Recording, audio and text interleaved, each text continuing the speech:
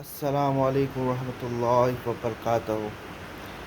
There was a video that I saw today where there was a conversation between an atheist whose channel's name is Vimo and a Muslim. And I think that the, the atheist person is actually asking some good question. But I feel very bad when the Muslims cannot answer it. First of all, that person who was trying to argue with the atheist, he himself has never read the Quran.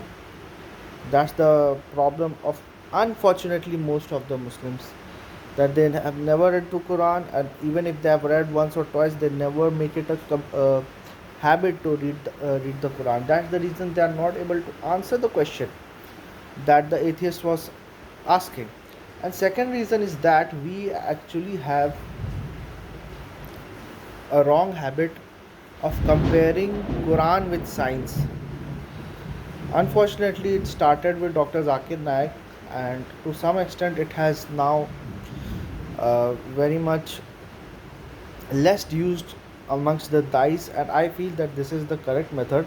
That we should never compare Quran with science. The reason is that we are asking validation from science that to validate Quran. However, science is a process to determine the truth with regards to the physical matters of the universe. Science is a tool used to observe the universe, the physical matters of the universe. Science is not something to answer whether God exists or not, because God does not form within the domain of the science itself. And he asked a very good question that you believe in your book just because you are born in that, in your religion. And actually that makes sense, and that's actually a good argument. But the problem with this argument is that even the children of atheists are atheists, so this logic should also apply over there also, not only to the religious people. Most of the people who are born in any religion or any ideology actually carries that ideology with them. Fine. And he was saying that if suppose uh, something logical is shown in other religious scriptures, will you accept their scriptures? I say, why not? First of all, we have a misconception that Islam is superior to other religion. Quran does not say that, Hadith does not say that. What Quran actually says that mankind was upon one singular religion. Now let's not call it Islam. Let's not give it any other name.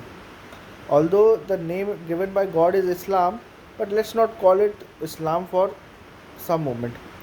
So mankind was already in, all the mankind was already in one single religion.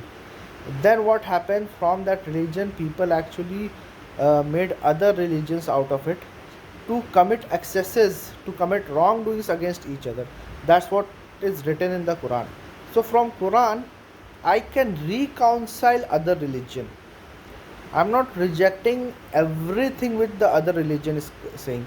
I am just making it as my criteria. But see, some things I will accept it, and something I will not accept it.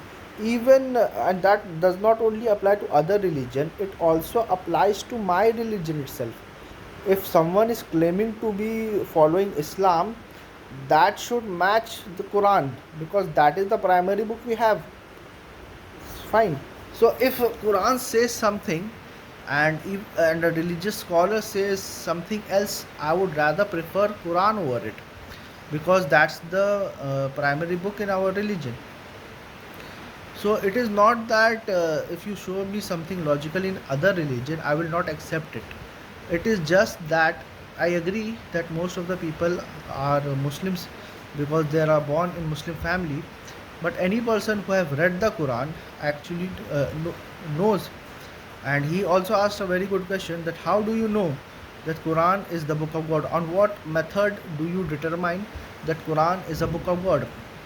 I say I feel that Quran is the book of God because uh, I feel that the updated it is the updated versions of all the religion which actually all the major religion rather I would say which exists today, which includes Christianity, Judaism, and even Hinduism.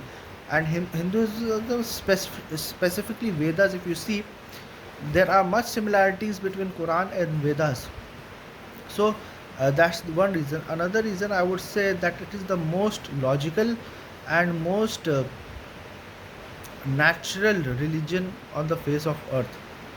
So it appeals to the nature and it appeals to reason and logic. That's the reason I accept. Now the atheist can disagree. There can be many unreasonable things in the Quran. There can be contradiction in the Quran, but again that's only a claim. When you and he said that you should watch other ex-Muslims who have left Islam. They will show you the contradiction.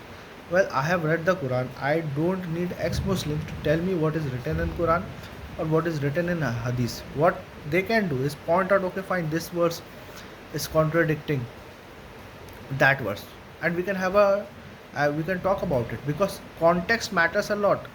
If you quote something out of context from the Quran and you quote a verse from here and then you quote a verse from there and you are showing that these two words are contradicting, I would only show that this is talking about this context and this is talking about that context. So that will be, I feel, enough to show that there are uh, no contradictions in the Quran.